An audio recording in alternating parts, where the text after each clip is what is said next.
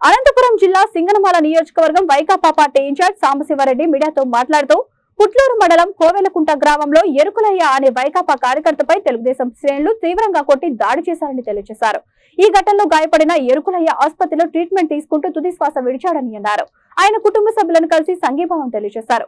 Vaikapa party మీ కుటుంబానికి అండగా ఉండి తగిన సహకారం అందిస్తామని చెప్పారు. అలాగే తెలుగుదేశం పార్టీ అధికారంలోకి వచ్చినప్పటి నుంచి వైకాపా కార్యకర్తలపై దౌర్జన్యాలు, దాడులు చేస్తూ పైశాచిక ఆనందం పొందుతున్నారని ఆవేదన వ్యక్తం చేశారు. అలాగే జగనన్న ఓదార్పు యాత్ర చేసినప్పుడు ఎరుకులయ్య కుటుంబాన్ని సందర్శించి సంఘీభావం తెలియజేస్తామని తెలియజేశారు.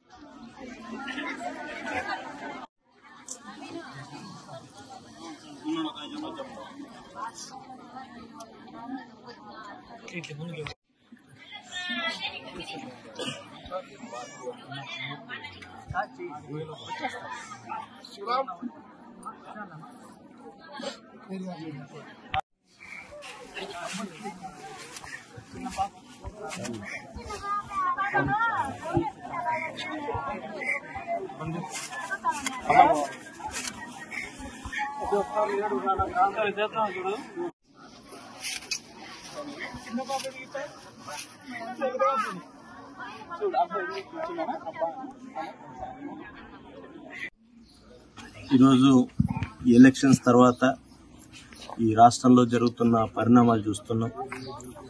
ప్రతి చోట కూడా తెలుగుదేశం వాళ్ళు అంటే వాళ్ళ యొక్క పైశాచికత ఆనందాన్ని పొందడం, ఇంకా మా ప్రభుత్వం వచ్చింది మేము ఏం చేసినా జరుగుతుందని విచ్చలవిడితనం చూపించడం, ఇట్లాంటి ప్రతిరోజు పేపర్లో చూస్తూ ఉన్నాం.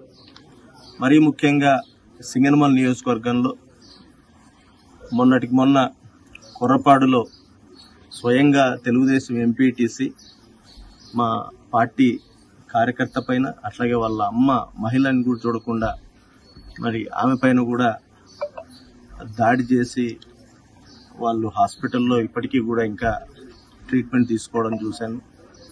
అట్లాగే ఇక్కడ పుట్లూరు మండలం కోమటికుంట గ్రామంలో నిష్కారణంగా అంటే కేవలం వాళ్ళ ఆధిపత్యం చూయించుకోవడానికి మరి గొడవలు పడి అడ్డుపడిపోయిన మా ఎరుకులయ్య అనే ఒక బీసీ సామాజిక వర్గం, యాదవ్ సామాజిక వర్గం చెందిన వాడిని. ఇది ఎందుకు చెప్పాల్సి వస్తుందంటే నిజంగానే మా పార్టీ అధ్యక్షుడు జగన్ అన్న నా బీసీలు, నా ఎస్సీలు, నా ఎస్టీలు అని వాళ్ళని హక్కును చేర్చుకుని వాళ్ళ కోసం నేనున్నాను, మా పార్టీ ప్రయారిటీ ఇస్తా ఉందని రోజు చెప్పే పరిస్థితిని అక్కడ చూస్తే, ఇంకోవైపు తెలుగుదేశంలో ఈరోజు మరి ఒక బీసీని